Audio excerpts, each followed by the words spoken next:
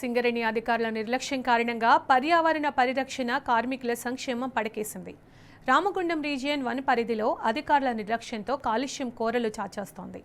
నీటిని శుద్ధి చేసి సింగరేణి అవసరాలకు వాడేందుకు ఏర్పాటు చేసిన నీటి శుద్ధి కేంద్రాలు మూలన పడ్డాయి.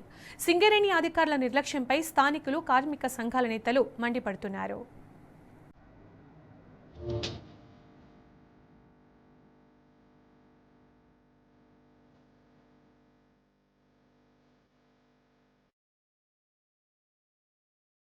సింగరేణి సంస్థలో రామగుండం రీజియన్ అధికారుల నిర్లక్ష్యం తారాస్థాయికి చేరింది.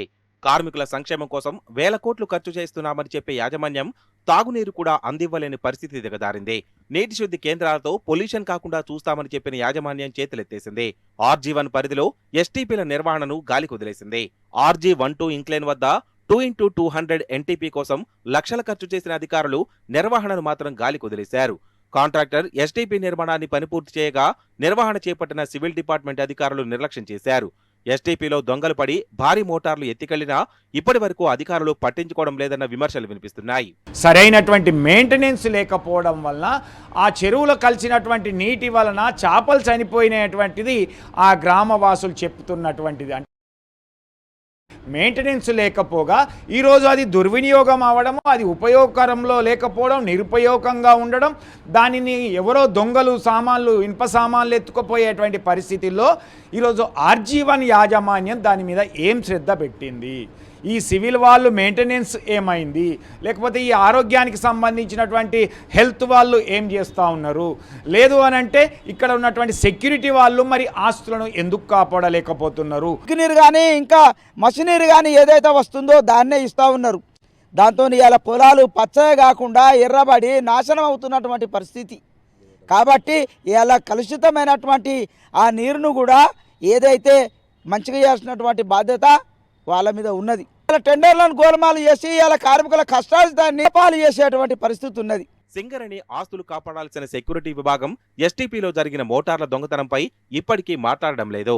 దొంగతనం జరిగి ఏడాది కావస్తున్నా ఇప్పటికీ మోటార్లను రికవరీ చేయలేదు. వాస్తవానికి దొంగతనం జరిగిన మరుసటి రోజే గోదావరికని 2 టౌన్ పోలీసులు నిందితులను అరెస్ట్ చేశారు. ఈ విషయంపై సివిల్, సెక్యూరిటీ, ఎన్విరాన్మెంట్ అధికారులను సంప్రదిస్తే ఒక్కరు కూడా వివరాలు చెప్పడం లేదు. మొత్తానికి సింగరేణిలో బయటకు వచ్చిన వాస్తవాలు ఇలా ఉంటే బయటకు రానివి మరిన్ని ఉన్నాయోనని కార్మికులు చర్చించుకుంటున్నారు. ఇప్పటికైనా సింగరేణి ఆస్తులను కాపాడాలని, కార్మికుల సొమ్ము నీళ్లపాలు కాకుండా చూడాలని కార్మిక సంఘాల నాయకులు డిమాండ్ చేస్తున్నారు.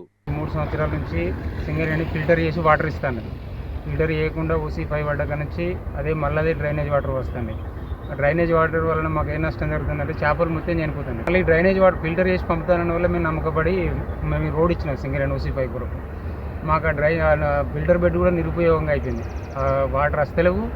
ఈ నీళ్ళు ఈ పొలాలకు కూడా పెట్టినా కూడా నీ దోమకూడ దాకా ఇటు అటైపోతున్నాయి. గోదావరి ఖని సింగరేణి కాలరీస్ RG1 ఏరియాలో ఈ గోదావరి ఖని మురుగునీటి యొక్క వ్యవస్థను అది గోదావరిలో కలిసేదాన్ని ఆ కాలుష్యిత పదార్థాలన్నీ అరికట్టాలనే ఉద్దేశంతో 170 లక్షల లీటర్లు రోజుకి 10 కాంట్రాక్ట్ ఇవ్వడం జరిగింది.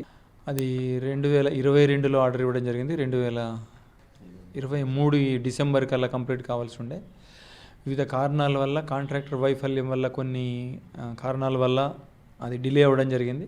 ఇంకా 1% పనులు మాత్రమే ఉన్నాయి. అది కాంట్రాక్టర్తో చర్చలు కూడా నడుస్తున్నాయి. ఎవరికైనా పట్టణం యొక్క మురుగునీరు కూడా దీని ద్వారా శుద్ధి చేయడం జరుగుతుంది.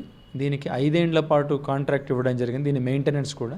ఓవైపు సింగరేణి టెండర్లలో జరుగుతున్న గోల్మాల్ ఆందోళన కలిగిస్తున్నాయి. ఉత్పత్తి లక్ష్యాలు పేపర్లకే అంకితమయ్యాయి. తాజాగా STPల నిర్వహణ నిర్లక్ష్యంపై కార్మికులు మండిపడుతున్నారు. ప్రభుత్వ పెద్దల మెప్పు కోసం పనిచేస్తున్న అధికారులు కార్మికుల సంక్షేమాన్ని పట్టించుకోవడం లేదన్న విమర్శలు వినిపిస్తున్నాయి. ఇప్పటికైనా అధికారుల తీరు మారకుండామని కార్మిక సంఘాలు హెచ్చరిస్తున్నాయి.